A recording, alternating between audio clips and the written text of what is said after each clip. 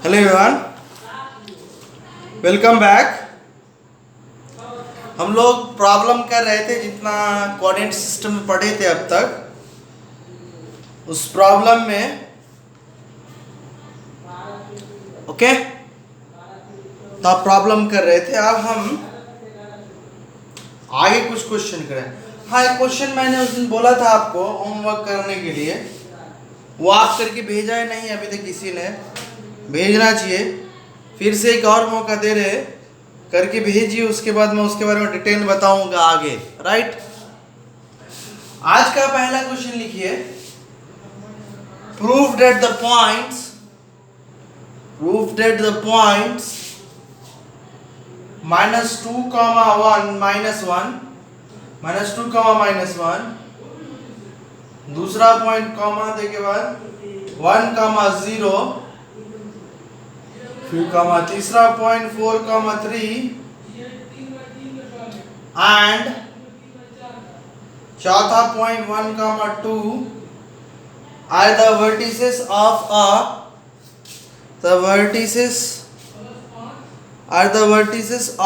a parallelogram suppose कि इस point को A कहा, इसको B कहा, इसको C कहा, इसको D कहा। ऑलराइट, देखो एक पैरेललोग्राम बना लेंगे।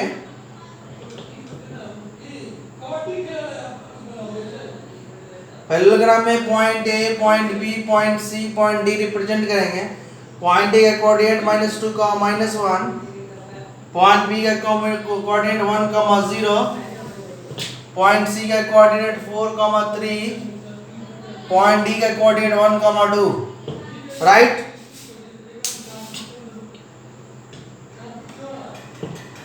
देखो एक पैरेललोग्राम प्रूफ करने के लिए याद रखो, ये सब चीजें नहीं बताया था मैंने, धीरे धीरे क्वेश्चन के साथ ही आ रहा है। एक पैरेललोग्राम प्रूफ करने के लिए कई चीजें बोल सकते हैं। नंबर 1 कि ये लाइन और ये लाइन को पैरेलल दिखा, और ये लाइन को पैरेलल दिखा। नंबर 1 वर्ड, पहला पॉइंट। पैरेललोग्राम दिखाने के लिए क्या क्या कर सकते हैं?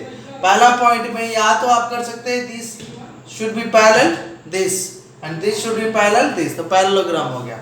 दूसरा पॉइंट पे this equal to this, this equal to this, इसमें कहते हैं सपोज कि A B C D है, तो पहला प्रूफ करने का parallelogram AB parallel CD and AD parallel BC, या और दूसरा ये भी करेंगे तो पैरेलल हो जाएगा AB equal to CD and AD equal to BC।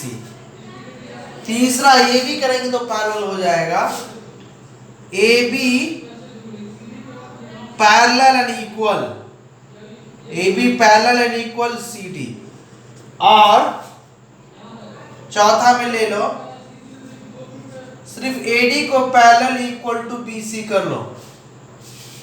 Okay, मैं इनमें से कोई काम नहीं करता, आप सब कर सकते, इसमें से कोई भी ले सकते, मैं इनमें से कोई काम नहीं करता। जो सबसे इजीएस्ट होता है मैं वही यूज करता हूं। इजीएस्ट क्या है?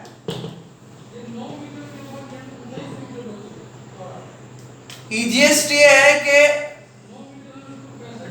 थ्योरम ये है कि डायगोनल एक दूसरे को बाइसेक्ट करते हैं। थ्योरम क्या? डायगोनल, पैरेललोग्राम का डायगोनल एक दूसरे को बाइसेक्ट करता है। तो हम इजीएस्ट क्या करते हैं कि AC का मिड पॉइंट निकलता है और BC का मिड पॉइंट निकलते हैं, दोनों का मिड पॉइंट सेम ही पॉइंट आया, दोनों का कोऑर्डिनेट एक ही आया, तब कहते हैं पैरेललोग्राम है, नहीं तो पैरेललोग्राम नहीं। इजीएस्ट वे में काम करते हैं हम। सबसे आसान क्या काम करते हैं, याद रखिए आप कि पैरेललोग्राम का डायगोनल एक दूसरे को बाइसेक्ट करता है, तो ए बाइसेक्ट का मतलब इक्वल पार्ट में डिवाइड करता है। तो ये पॉइंट AC का मिड पॉइंट भी होगा और यही पॉइंट BD का मिड पॉइंट होगा। तो मैं क्या करूंगा, AC का मिड पॉइंट निकालूंगा और BD का मिड पॉइंट निकालूंगा, दोनों का कोऑर्डिनेट सेम आया दोनों से, तब कहेंगे कि ये पैरेललोग्राम। जैसे mid point of AC,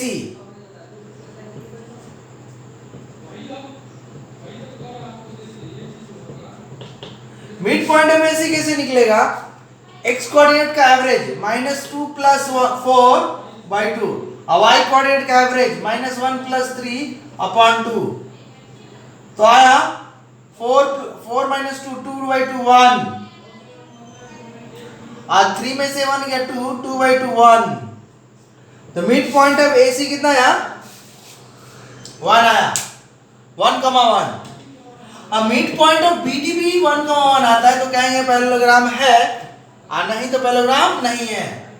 mid point of निकले mid point of BD equal to average of x coordinate, तो 1 प्लस x कोऑर्डिनेट इसका, x कोऑर्डिनेट इसका, 1 + 1/2 और इसका एक y कोऑर्डिनेट 2, इसका y कोऑर्डिनेट 0। तो average of x coordinate, average of y coordinate 1 + 1 2/2 1 2/2 1। अब क्या होगा? मिड पॉइंट ऑफ AC लिखेंगे, mid point of AC equal to mid point of BD, hence ABCD is a parallelogram, hence proved. Okay, तो mid point अगर है, mid point अगर दोनों का सेम है, प्रूफ कर लिए, निकाल लिए, तो पैरेललोग्राम कहेंगे। तो मैंने इसको पैरेललोग्राम प्रूफ कर दिया। ओके, तो ये सबसे इंपॉर्टेंट वर्ड बताया मैंने शॉर्टकट में प्रूफ करने के लिए कि पैरेललोग्राम प्रूफ करने या पैरेललोग्राम देखने के लिए हमेशा डायगोनल का मिड पॉइंट देखते हैं और दोनों के डायगोनल मिड पॉइंट सेम होना। क्या? दोनों के डायगोनल का मिड पॉइंट सेम होना, तो उसको कहते हैं हम कि वो पैरेललोग्राम है। ये वर्ड पॉइंट नोट कर लीजिएगा आप लोग। नेक्स्ट क्वेश्चन आज का, prove that the points 2, -2,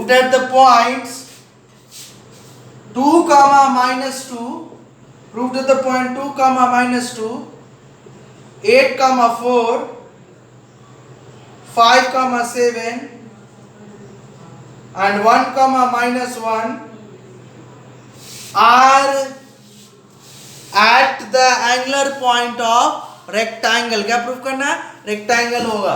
तो मैंने इसको A मान लिया, इसको B मान लिया, इसको C मान लिया, इसको D मान लिया, एक रेक्टेंगल बना लिया यहां पे।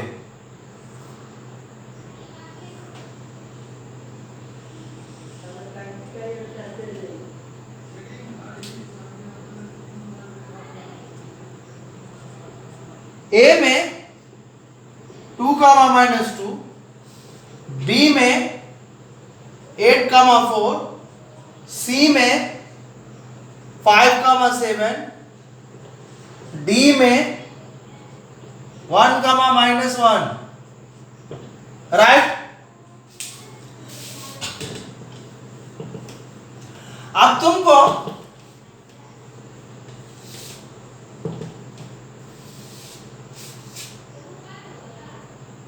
रेक्टेंगल प्रूफ करने का तरीका बताता मैं। रेक्टेंगल क्या है?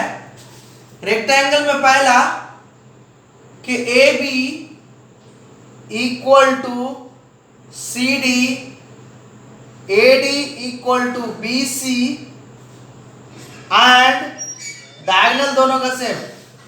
रेक्टेंगल का डायगोनल सेम होता है, AD इक्वल टू BD। ये भी मैं नहीं करता हूं, ये इसे भी प्रूफ कर सकते हैं। डिस्टेंस निकाल के देखेंगे, बहुत टाइम लगता है, मैं वैसा नहीं करने जाता, मुझे बहुत टाइम लगता है। दूसरा सीधा एक है कि पैरेललोग्राम है तो डायगोनल सेम होगा ही, AC equal to BD diagonal same ही होगा, राइट। एक पैरेललोग्राम, अगर पहले इसको पैरेललोग्राम प्रूफ कर लेते पहला काम, अब वैसा पैरेललोग्राम जिसके डायगोनल इक्वल होते हैं वो रेक्टेंगल होता है। तो इसमें क्या कर लेंगे, इसको पैरेललोग्राम प्रूफ करेंगे। पैरेललोग्राम प्रूफ करने के लिए दोनों डायगोनल का मिड पॉइंट सेम देखेंगे। मिड पॉइंट सेम हो गया, पैरेललोग्राम हो गया। अब पैरेललोग्राम सेम हो गया तो डायगोनल को हम इक्वल करेंगे, राइट। अब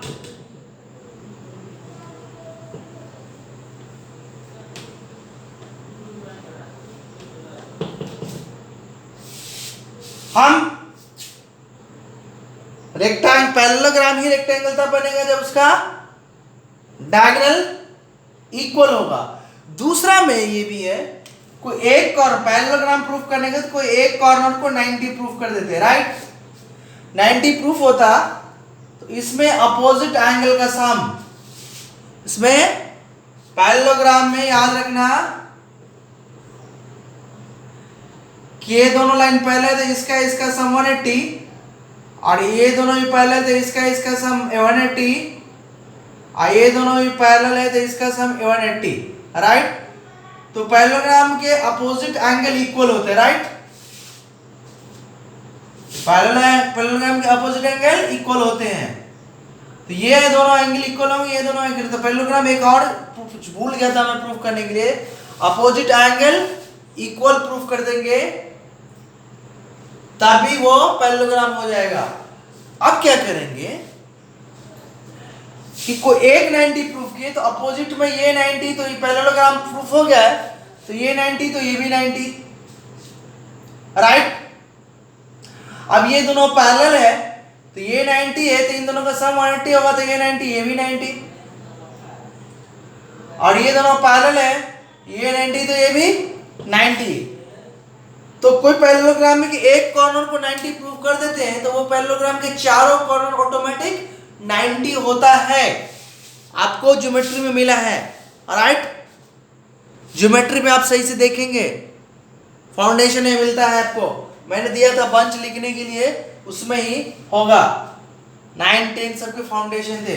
आई रिपीट कि कोई भी पैरेललोग्राम प्रूफ होने के बाद उसका एक कॉर्नर 90 प्रूफ करते हैं तब भी वो रेक्टेंगल होगा, okay.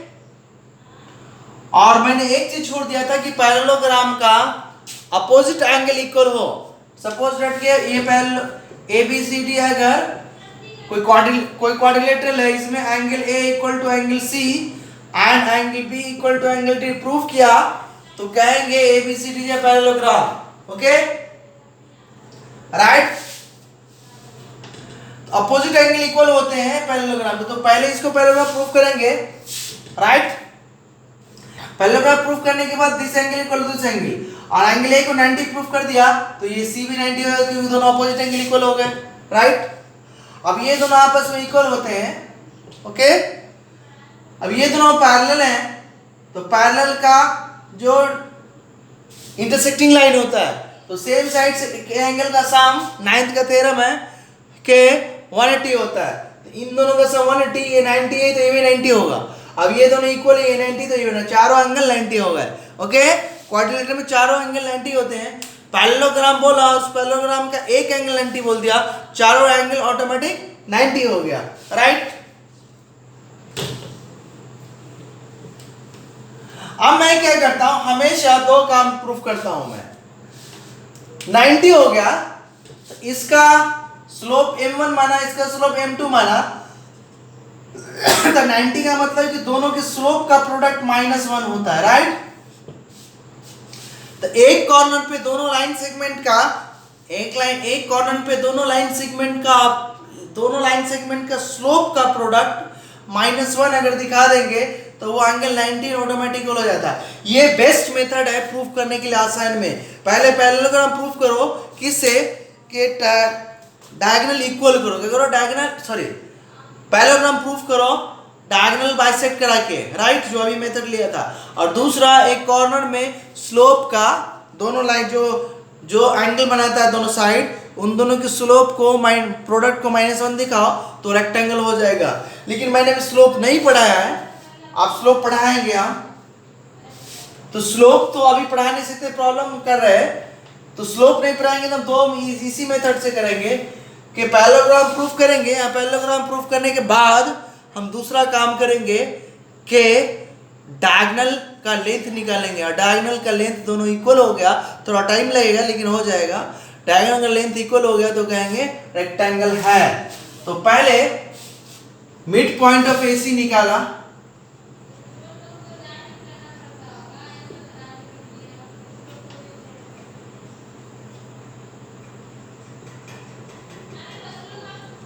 Mid point of AC करेंगे तो x कोऑर्डिनेट का एवरेज 2 + 5/2, y कोऑर्डिनेट का एवरेज 5 यहाँ प्लस प्लस यहाँ पे -2 है तो plus y coordinate -2 upon 2, right. तो 7/2 और यहाँ पे 7 में से 2 गया 5/2। Mid point of BD, mid point of BD करेंगे तो एवरेज 8,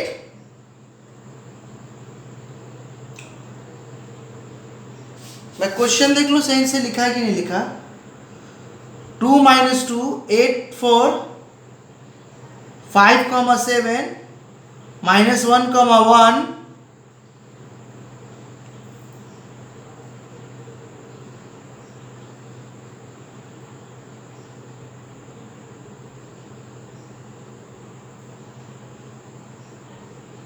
ओह सॉरी, इस यहाँ पे उल्टा लिख दिया मैंने, -1, 1 है, राइट। क्या है डी कोऑर्डिनेट, लास्ट वाला कोऑर्डिनेट क्या है, -1, 1 है लास्ट कोऑर्डिनेट।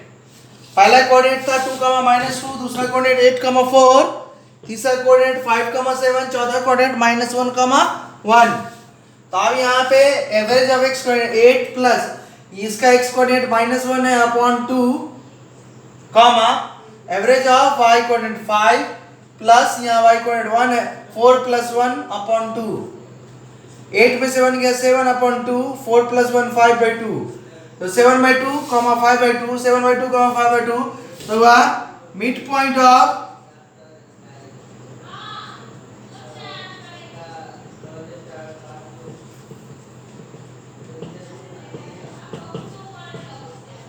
तो quadrilateral ABCD is a parallelogram।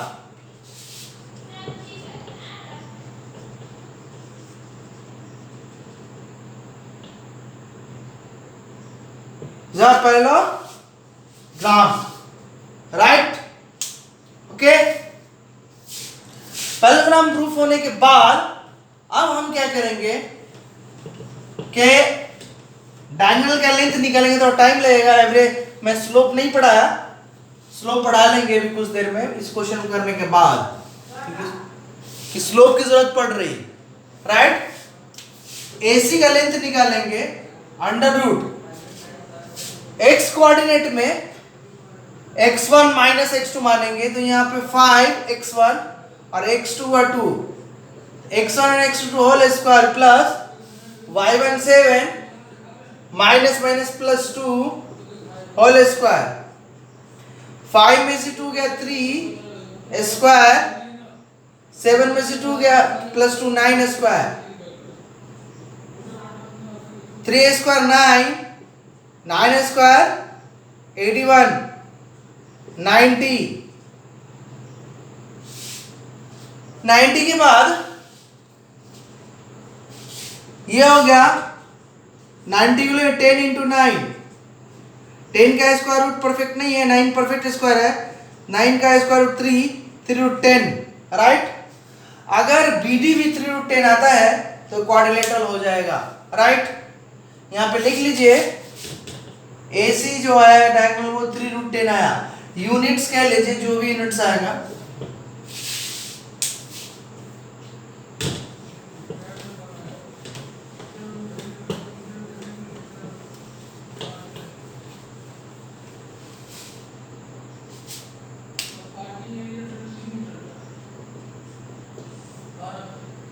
BD, अब BD में x1 इसको माना, x1 x2 इसको y2, तो BD में x1 -1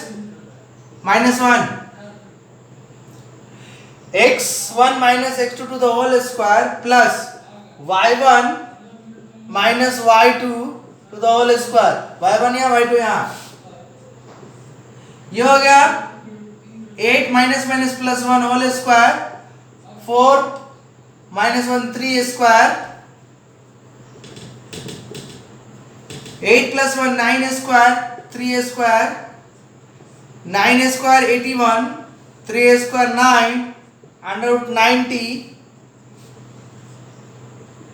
√90 का मतलब 10 × 9, 9 परफेक्ट स्क्वायर 3, अंडर 10, तो बी डी आया 310 यूनिट्स। अब ए सी इक्वल टू बी डी आएगा। पहले तो मैंने पैरेललोग्राम प्रूफ किया, पैरेललोग्राम के डायगोनल इक्वल कर दिए, दैट इज क्वाड्रिलेटरल एबीसीडी जा क्वाड्रिलेटरल एबीसी जा रेक्टेंगल, क्वाड्रिलेटरल एबीसी जा रेक्टेंगल, राइट। धीरे धीरे जितना वर्ड बोलते जरा वो सब लिखते जाइए। हो सकता है मैं किसी दिन एक दिन पूरा चार्ट में लिखवा दूं, किस किस की चीज की जरूरत होगी आपको वो लिखवा दूं एक दिन में खड़ा होकर, लेकिन अभी क्वेश्चन कर रहा मैं। स्लोप की जरूरत पड़ी, स्लोप पढ़ेंगे हम।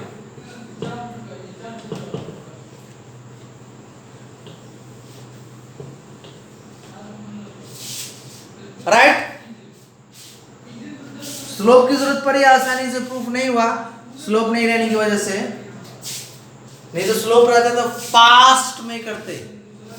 अब देखो स्लोप हम सम प्रॉब्लम पे आएंगे फिर से, लेकिन यहाँ पे एक छोटा सा बहुत इंपॉर्टेंट चीज पढ़ा रहे, स्लोप। क्या पढ़ा रहे?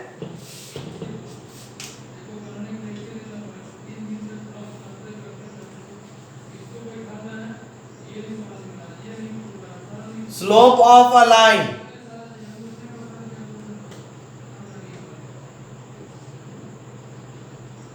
Slope of A line. Slope of line कैसे करेंगे वो बताएंगे अभी आपको, लेकिन देखिए जैसे देखिए एक ट्रायंगल है, ये इंक्लाइन लाइन है, ये इंक्लाइन लाइन का स्लोप कौन कौन डिसाइड करता है? ये लाइन कैसे? देखिए अगर मैं स्लोप को देखूं मैं तो ये ज्यादा स्लोप है, कैसे कि देखिए सर ये कम स्लोप है, क्यों? देखिए ये लेंथ ज्यादा है और ये लेंथ कम है। अब मैं क्या करता, ये लेंथ को कम करता, ये लेंथ को ज्यादा करता।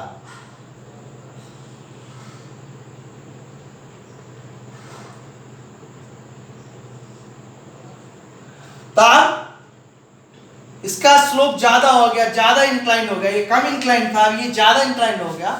यहाँ पे स्लोली बॉडी मूव करेगा, इसमें फास्टली बॉडी मूव करेगा। अब डिसाइड कौन करे? ये दोनों, ये लेंथ ज्यादा था ये लेंथ कम था, स्लोप ज्यादा हो गया। ये लेंथ कम था, वर्टिकल लेंथ कम था, हॉरिजॉन्टल लेंथ ज्यादा है, स्लोप कम हो गया। अब देखो वर्टिकल और हॉरिजॉन्टल दोनों सेम हो तो स्लोप एक मिडिल टाइप का स्लोप आया, इन और इन दोनों के स्लोप के बीच का स्लोप आया। सबसे फास्ट इस पे मूव करेगा, उसके बाद इस पे मूव करेगा, उसके बाद इस पे मूव करेगा, राइट। मैं क्या करता, ये लेंथ ज्यादा लंबा करता, ये लेंथ कम करता, और भी कम स्लोप मिलता है इसमें, राइट। अब क्या करता, वर्टिकल लेंथ बहुत ज्यादा करता, हॉरिजॉन्टल लेंथ कम करता मैं, राइट।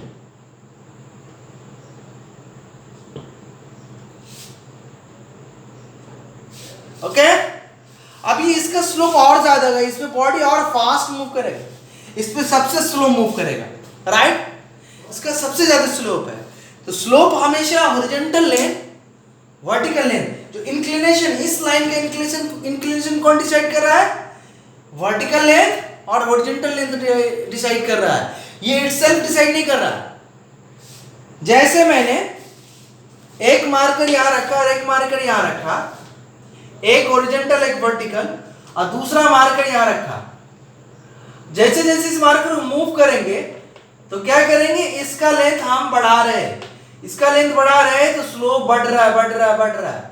अब क्या करेंगे कि ये वर्टिकल लेंथ घटा रहा है, घटा रहा है, घटा रहा है, तो स्लोप घट रहा है, हॉरिजॉन्टल लेंथ बढ़ रहा है। ओके, ये कोई एक लेंथ को कांस्टेंट रखेंगे और दूसरी लेंथ को वेरी करेंगे तब भी स्लोप बढ़ रहा है या घट रहा है। तो यहां पे कहने का मतलब ये है कि वर्टिकल हॉरिजॉन्टल दोनों मिला के डिपेंडेंट है, कौन सा? इंक्लाइंड का स्लोप कितना ज्यादा कितना कम। किसी एक को कांस्टेंट रखने के बाद दूसरा वेरी करेंगे तब भी होगा। ओके, ओवरऑल हॉरिजॉन्टल और वर्टिकल पे ही डिपेंड करता है किसी एक को कांस्टेंट रख सकते हैं, राइट। तो स्लोप में जब भी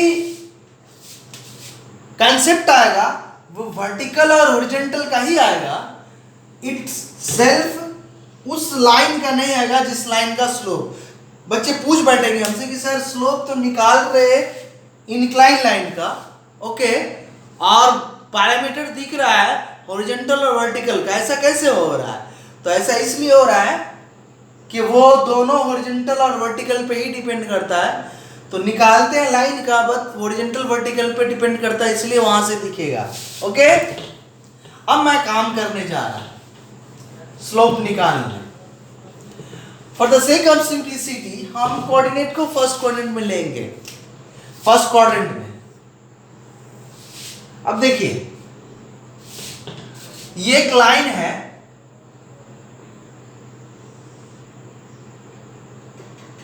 लाइन सेगमेंट है पी क्यू। तो लाइन सेगमेंट पी क्यू है, तो इसको हम एक्सटेंड करेंगे धीरे धीरे, और वो धीरे धीरे एक्सटेंड करने एक्स एक्सिस को जहां कट करता है एंटी क्लॉकवाइज में, एक्स एक्सिस के देखेंगे वो theta angle, right, theta angle देखेंगे। अब हम क्या करेंगे कि एक्स एक्सिस के पैरेलल पी से एक लाइन ड्रॉ करेंगे।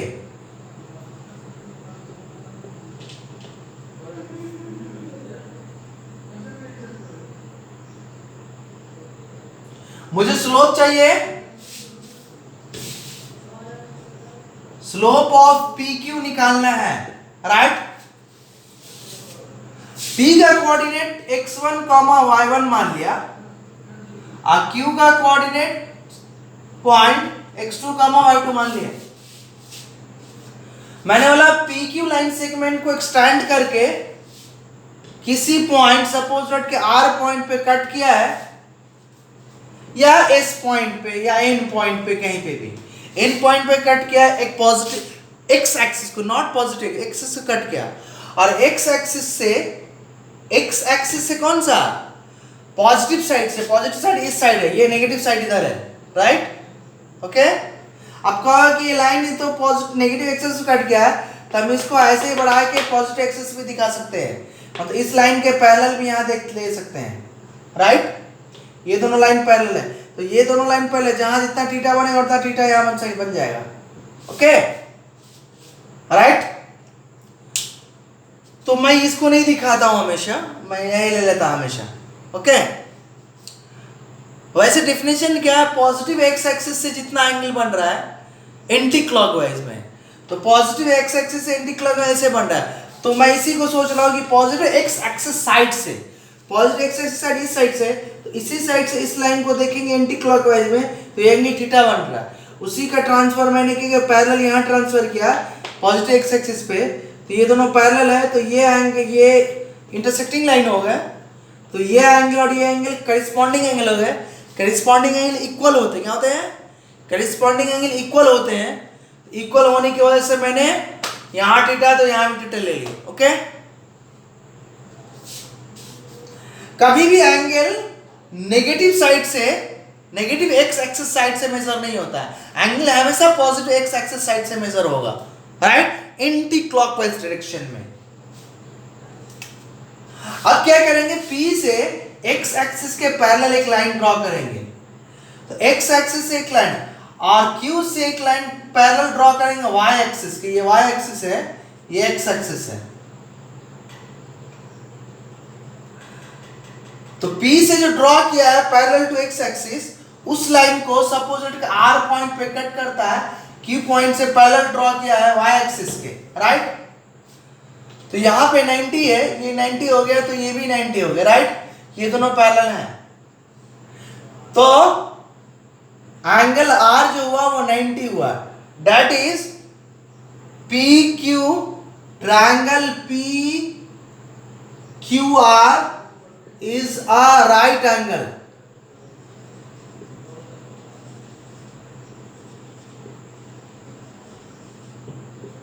Right angle triangle, okay, right। अब क्या है, एक्स एक्सिस और ये पी आर लाइन पैरेलल है, P R parallel x axis draw किया था मैंने। तो पैरेलल होने की वजह से ये एंगल और ये एंगल करेस्पॉन्डिंग, और यहां थीटा बना तो यहां भी थीटा बनेगा, राइट। करेस्पॉन्डिंग एंगल इक्वल हो गए। ओके, आप देखेंगे तो दो चीजें हैं, tan थीटा लेंगे तो इस लेंथ को और इस लेंथ को ऑब्जर्व कर लेगा इन दोनों, क्योंकि इसका स्लोप PQ का स्लोप PR पे और QR पे डिपेंड होगा। एक ही साथ दोनों को ऑब्जर्व करना, साथ में दोनों का फ्लेवर आना।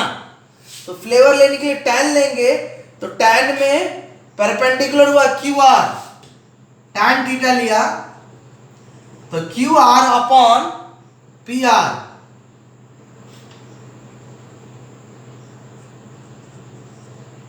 दूसरा cot थीटा लिया तो cot theta PR upon QR। दोनों में से किसी को भी हम स्लोप के लिए लिख सकते थे, बट डेफिनेशन देने वाले ने पहला जो tan है इसी को स्लोप ऑफ लाइन से लिया है, स्लोप ऑफ अ लाइन से डेफिनेशन दिया। मैं देने वाला नहीं हूं, मैं चाहूंगा तो दोनों में से किसी को दे सकता हूं, लेकिन दोनों में से किसी को दे सकते जो भी देने वाले लोग हैं, जो भी इनका इन्वेंशन किए, डिस्कवर किए हैं, जो इस टॉपिक को बनाया है, वो टॉपिक देने वाले ने tan को ही स्लोप ऑफ अ लाइन एक्सलेक्ट कर लिए, cot को छोड़ दिए। आप cot को भी ले सकते हैं, लेकिन cot को लिखेंगे तो लिखेंगे cot theta is my slope, नहीं तो सिर्फ स्लोप बोलेंगे तो बाय डिफॉल्ट tan थीटा लोग समझते हैं। क्या समझते हैं? tan थीटा समझते हैं, राइट।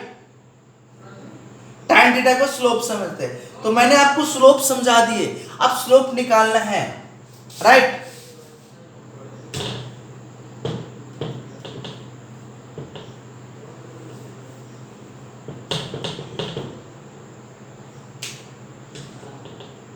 अब यहां से एक परपेंडिकुलर ड्रॉ करो। तो ये ओरिजिन है, P से x कोऑर्डिनेट ओरिजिन से x1 है, और ओरिजिन से Q तक का कोऑर्डिनेट x कोऑर्डिनेट x2 है। ये कोऑर्डिनेट जो हो गया, सपोज कि P से PM ड्रॉ किया था और Q से QS ड्रॉ किया था, तो MS जो होगा वो यहां से इस लेंथ में से OM लेंथ ड्रॉ कर सबट्रैक्ट करेंगे, तो MS होगा x2 माइनस x1, x2 में से x1 सबट्रैक्ट किया, और MSR P जो है वो क्वाड्रिलेटरल हो गया, 90 है, ये पैरेलल इसके, ये पैरेलल इसके, तो अपोजिट साइड इक्वल होते हैं, तो मतलब PR जो हुआ वो x2 माइनस x1 हो गया, राइट। ओके, अब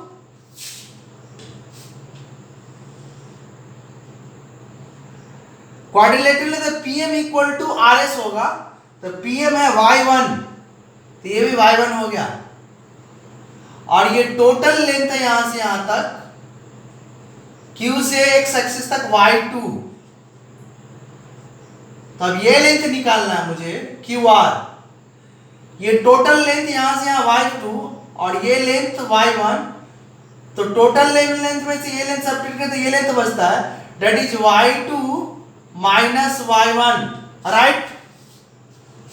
तो यहां पे PR आ गया तुम्हारा x2 माइनस x1 और QR आ गया y2 माइनस y1, राइट। तो आपको याद रखिए tan theta equal to slope, tan theta equal to slope, ये भी माया नाम रखिए। और इस tan थीटा को हम m से रिप्रेजेंट किया जाता है नोमेनक्लेचर में, मैथमेटिक्स नोमेनक्लेचर में जनरली आप दूसरा सिंबल दे सकते हैं, जब जरूरत पड़ती है, जब भी जरूरत पड़ती है एक से ज्यादा सिंबल की, एक से ज्यादा स्लोप आ रहा है, एक से ज्यादा लाइन है, तो एक का नाम m देते, एक का नाम कुछ और देते, आप फ्री हैं। लेकिन इन जनरल जो नोमेनक्लेचर है, नेमिंग किया गया है, उस स्लोप को m रखा गया अगर एक ही लाइन एग्जिस्ट करता है, तो m equal to tan theta है, कितना है? m equal to tan theta, right. और उस tan थीटा में अगर एंगल दिया हुआ है तो, और एंगल नहीं दिया हुआ है, लाइन सेगमेंट का कोऑर्डिनेट पॉइंट दिया हुआ है, कोऑर्डिनेट पॉइंट दिया हुआ है, तो tan theta QR by PR है। QR हो गया यहाँ पे y2 minus y1 upon x2 minus x1 किसके लिए? PR के लिए, राइट। माइनस ऊपर नीचे लिए कॉमन करेंगे तो आएगा y1 minus y2 upon x1 minus x2। तो फाइनली आपको जो रिजल्ट याद रखने, डायग्राम वगैरह याद लिख लीजिएगा कि आपको याद रहे। फाइनली जो हम याद रखते हैं वो याद रखते हैं ये डायग्राम को देखते हुए, स्लोप को नोमेनक्लेचर में m और थीटा दिया है तो tan थीटा, और थीटा नहीं दिया हुआ है तो कोऑर्डिनेट दिया है तो y1 minus y2 upon x1 minus x2। अब कोई चाहता है कि y2 minus y1 upon x2 minus x1 याद रखे तो कोई हर्ज नहीं है, कोई दिक्कत, राइट। तो स्लोप निकालने के लिए कोऑर्डिनेट्स भी आसान काम हो गया। मैंने आज आपको एक स्लोप भी बताया, ओके।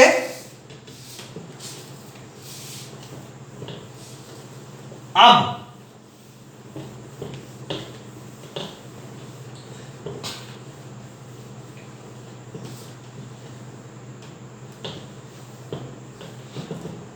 देखो, कोई दो लाइनें 90 बना रहा है, यहां पे थीटा इक्वल टू 90 डिग्री हुआ, तो स्लोप लिखेंगे tan थीटा, और थीटा दिया इन दोनों लाइन के, दोनों को एक्सिस नहीं मान रहे, दोनों को कोई लाइन मान रहा है, एक्सिस नहीं मान रहे, कोई लाइन नहीं मान रहे, तो दोनों लाइन है, दोनों लाइन के बीच का थीटा 90 है, तो स्लोप निकाले इन दोनों लाइन के बीच का, तो tan 90 डिग्री। tan 90 डिग्री का मतलब हो गया कि इन्फिनिटी, तो m tends to infinity, slope infinity हो जाता है। तो अगर ये लाइन है दोनों, तो परपेंडिकुलर लाइंस क्या कहते हैं, तो दो लाइन के बीच स्लोप इन्फिनिटी है या 90 है तो कहते हैं परपेंडिकुलर लाइंस, कहते हैं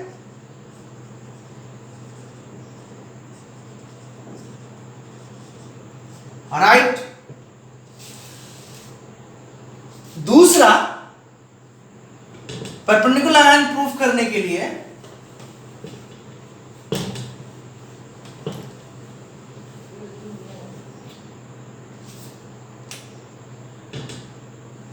ये कोऑर्डिनेट है, एक लाइन ऐसे जा रहा है, इसका स्लोप m1 है, राइट, और दूसरा लाइन इस तरह से जा रहा है, इसका स्लोप m2 है, और इन दोनों के बीच 90 है, राइट। आपको यहां पे देखते तो x एक्सिस y एक्सिस समझ में आता, इसलिए मैंने थोड़ा डिफरेंट डायग्राम बनाया। इसको x एक्सिस कहा मैंने, ये ओरिजिन हो गया यहाँ पे, इसको y एक्सिस का, ये लाइन 1 है, लाइन 2 है, लाइन 1 का स्लोप m1 हुआ, लाइन 2 का स्लोप m2 हुआ। अगर दोनों के बीच स्लोप दिखा दिया इन्फिनिटी, दोनों के बीच स्लोप इन्फिनिटी दिखा दिया, तब भी हो गया वो परपेंडिकुलर, या अलग अलग लाइन का, इस लाइन का x एक्सिस के साथ थीटा यहां पे, राइट, ओके, और इस लाइन का थीटा 2 यहां है, तो m1 tan थीटा 1 हुआ और m2 tan थीटा 2 हुआ, राइट। और ना tan थीटा 1 90 है, ना tan थीटा 2 90 है, लेकिन दोनों का प्रोडक्ट m1 m2 का प्रोडक्ट, इसको बाद में मैं प्रूफ कर लूंगा, एक टाइम में आके प्रूफ करके दूंगा मैं आपको कि m1 m2 माइनस 1 होता है तो परपेंडिकुलर होता है, राइट। तो m1 m2 दोनों के स्लोप का product, L1 line L2 line के स्लोप का प्रोडक्ट -1 है, तो कहेंगे L1 line and L2 line are perpendicular lines, क्या कहेंगे, L1 line and L2 line are perpendicular lines, okay. अब ये डायरेक्ट इन्फिनिटी वाला केस कैसा दिखेगा, उसका एग्जैक्ट डायग्राम बता देते हैं आपको। ये देखिए, ये मेरा x एक्सिस है, ये मेरा y एक्सिस है, ये ओरिजिन है। एक लाइन कहीं पे भी यहां पे मैंने ड्रॉ किया ऐसे, राइट, ये लाइन L1 है, L2 लाइन यहां पे नहीं है, L1 लाइन x एक्सिस का एंगल देखा तो 90 बनना है, क्योंकि ये दोनों पैरेलल है, तो यहाँ पे जो एंगल बन रहा है x एक्सिस के साथ वो डायरेक्ट 90 है, राइट। तो इसलिए m इसका स्लोप है अगर, तो m equal to tan theta, और थीटा 90 है तो tan 90, tan 90 का मतलब क्या हुआ, इंफिनिटी। तो स्लोप जो इंफिनिटी हुआ तो क्या कहेंगे, परपेंडिकुलर लाइंस किसके, x एक्सिस के, क्या कहेंगे, ये अगर है तो perpendicular to x axis,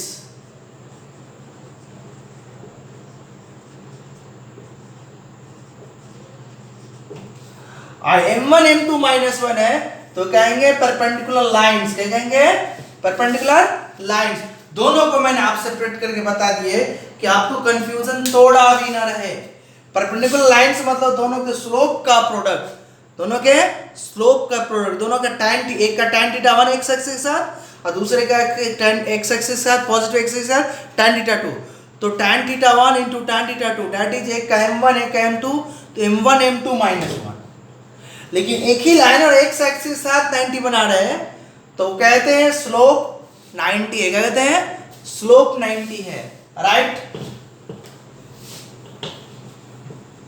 slope infinity मिला। अब आएंगे पैरेलल लाइन, अब पैरेलल लाइंस। पैरेलल लाइन मतलब parallel to x axis, parallel to x axis, ये x एक्सिस है, ये y एक्सिस है। कोई लाइन एक्सिस इस x एक्सिस के पैरेलल है, इसका स्लोप m1 है, that is tan theta, calculate किया मैंने, राइट।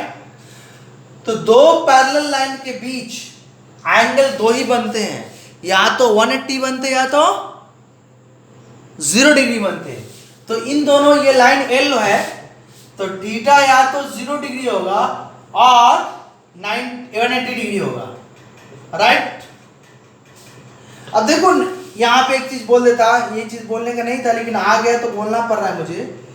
दोनों लाइन एक ही डायरेक्शन में जाते हैं, तो दोनों लाइन एक ही डायरेक्शन में गए और पैरेलल है, क्या है, दोनों लाइन एक ही डायरेक्शन में जा रहे हैं और पैरेलल या ओवरलैप कर रहे हैं, कोइंसिडेंट लाइन है और एक ही डायरेक्शन में, दैट इज एक लाइन ऐसे जा रहा है और दूसरा लाइन ऐसे जा रहा है, राइट।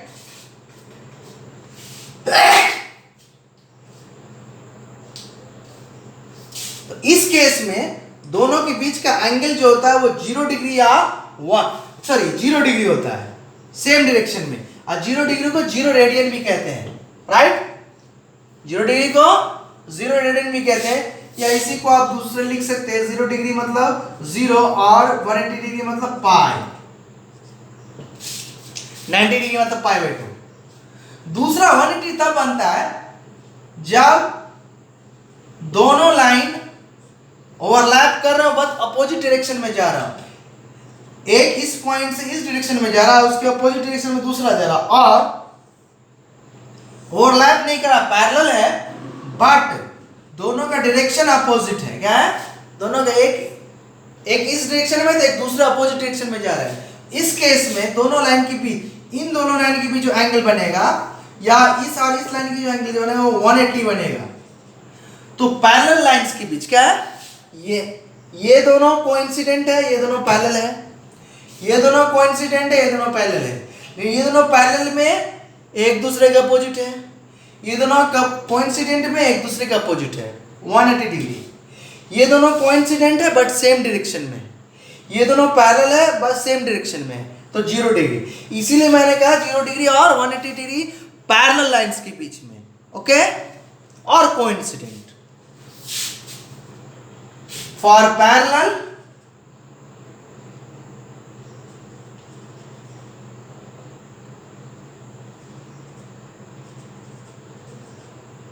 or coincident,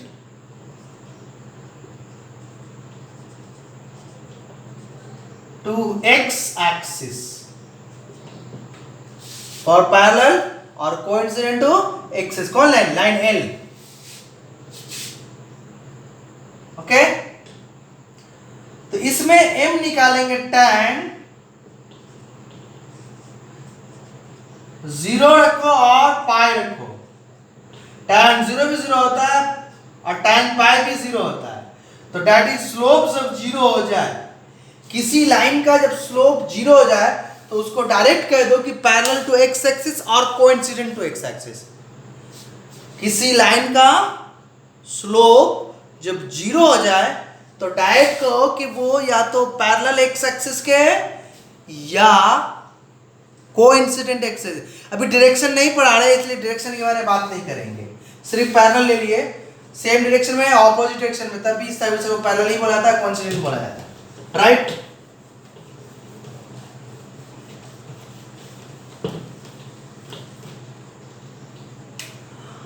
अब एक्स एक्सिस है, रेक्टेंगुलर ही पढ़ना है, रेक्टेंगुलर एक्सिस कार्टेशियन कोऑर्डिनेट मतलब दोनों एक्सिस के लिए 90 होगा। लेकिन दो लाइन है,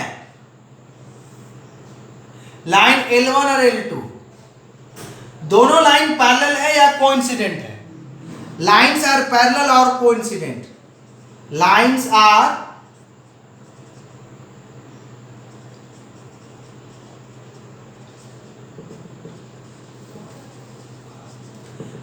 आर पैरेलल और कोइंसिडेंट। इसका मतलब है कि इसका दोनों का m1, इसका स्लोप m2, इसका स्लोप m। अब इसको एक्सटेंड करेंगे और इसको एक्सटेंड करेंगे तो दोनों पैरेलल है, तो करेस्पॉन्डिंग है कि ये थीटा होगा तो ये भी थीटा होगा, राइट। तो m1 निकालेंगे तब भी tan थीटा आएगा और m2 निकालेंगे तब भी tan थीटा आएगा। यहाँ θ1 θ2 डिफरेंट एंगल है, क्यों कि दोनों पैरेलल है, एक्सटेंड किया है तो एंटी क्लॉकवाइज में form positive x axis side से दोनों एंगल, दोनों का लिए तो ये दोनों एंगल करेस्पॉन्डिंग एंगल इक्वल हो गए, और करेस्पॉन्डिंग एंगल इक्वल हो गए तो इसको थीटा बना तो ये भी थीटा हुआ। तो m1 निकाले तब भी tan थीटा, m2 निकाले तब भी tan थीटा, तो इसका मतलब हुआ m1 m2, कितना हुआ m1 इक्वल टू m2। तो फॉर लाइन्स आर पैरेलल और लाइन्स मतलब एक से ज्यादा line, lines are parallel coordinate मतलब दोनों का slope m1 equal to m2। इसको भी हम प्रूफ करेंगे दूसरे मेथड से। आज तो मैंने डायरेक्ट प्रूफ कर दिए एंगल से, एक दूसरे मेथड से, फॉर्मूला मेथड है, उससे भी प्रूफ करेंगे कि m1 इक्वल टू m2 आता है, और m1 m2 दोनों का प्रोडक्ट अगर -1 आता है इक्वल टू तो 90 होता है, दैट इज परपेंडिकुलर होता है लाइंस, वही प्रूफ किया जाएगा। आज आपको याद रखना है कि एक line parallel to x axis है तो स्लोप 0 होगा और कोइंसिडेंट टू एक्स एक्सिस है, ओके। लाइंस मतलब एक से ज्यादा, दो लाइन या दो से ज्यादा लाइन, अभी दो ही लाइन लिए, दो लाइन पैरेलल और कोइंसिडेंट है तो दोनों का स्लोप सेम होगा, okay. Line perpendicular to x axis है तो स्लोप इंफिनिटी होगा। लाइंस एक से ज्यादा लाइन, दो लाइन या दो से ज्यादा लाइन, अभी दो ही में लिए, तो दो लाइन परपेंडिकुलर है तो दोनों के स्लोप का प्रोडक्ट -1 होगा। आपको ये बातें याद रखना वेरी वेरी वेरी इंपॉर्टेंट है, हमेशा के लिए काम आता है, राइट।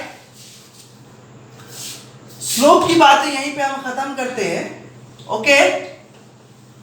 नेक्स्ट डे हम आएंगे क्वेश्चन लेके, फिर तो आपको हम क्वेश्चन भी पढ़ाएंगे इस पे बेस्ड, जहां पे स्लोप की बातें आ जाएंगी, स्लोप से रिलेटेड भी काम कर लेंगे, क्योंकि आज हम स्लोप से रिलेटेड काम नहीं कर पाए थे, स्लोप नहीं पढ़ा रखे थे।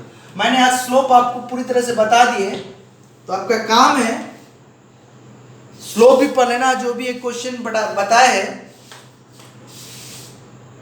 जो दो क्वेश्चन बताए, वो दोनों क्वेश्चन को सही से दिमाग में ऑब्जर्व करना कि आगे काम हो, राइट। नेक्स्ट लेक्चर में मिलेंगे हम फिर प्रॉब्लम के साथ, और जो बीच में अगर कुछ कॉन्सेप्ट आता है बोलेंगे, और कुछ चीजें लिख रह गया है कि जैसे जो मैं बोल रहा था पैरेललोग्राम, क्वाड्रिलेटरल वगैरह के बारे में लिखाना, वो भी लिखाएंगे, ओके, राइट। आज इन्हीं बातों के साथ हम यहीं पे क्लास को एंड करते हैं।